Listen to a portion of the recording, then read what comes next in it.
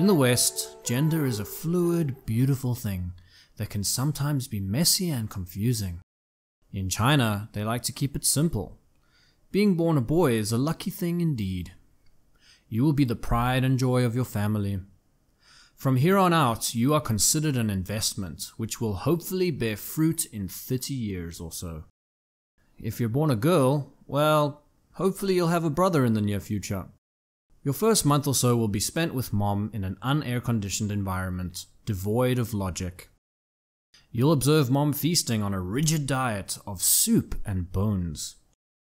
You'll relish her natural essence, as showers during this time will become unnecessary, and fights with grandma for trying to smuggle in a toothbrush won't be uncommon.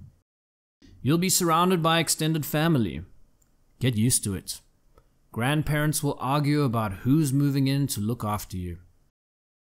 Your childhood years will be spent trying to get ahead of the rest of the children.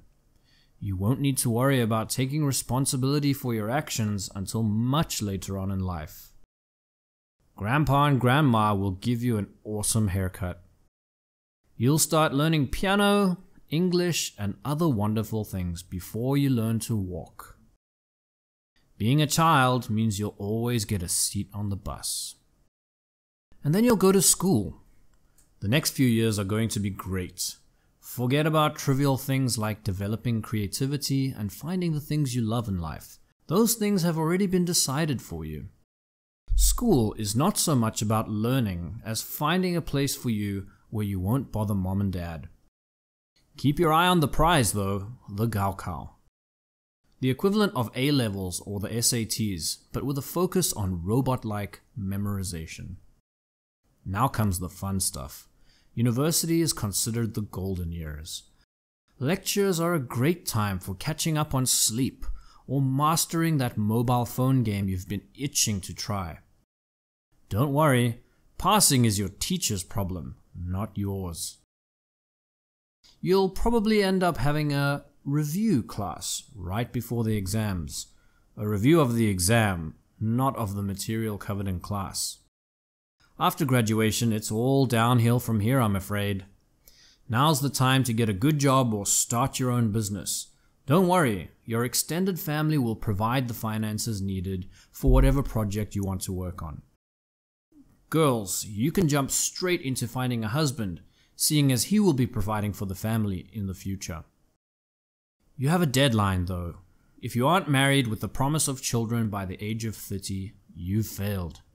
Your parents will be ridiculed by their peers, and we can't have that. Don't worry though.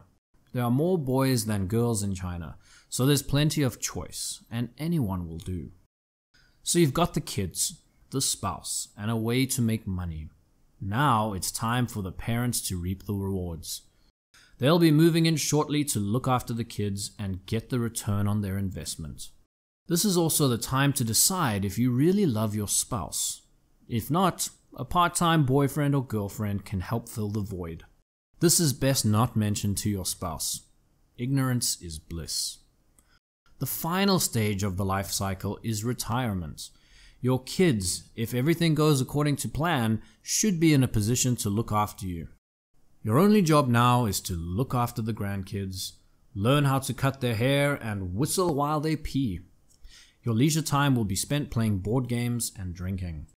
Once you're a goner, the kids will send you flaming paper cars, phones, and houses to make life more comfortable for you in the afterlife.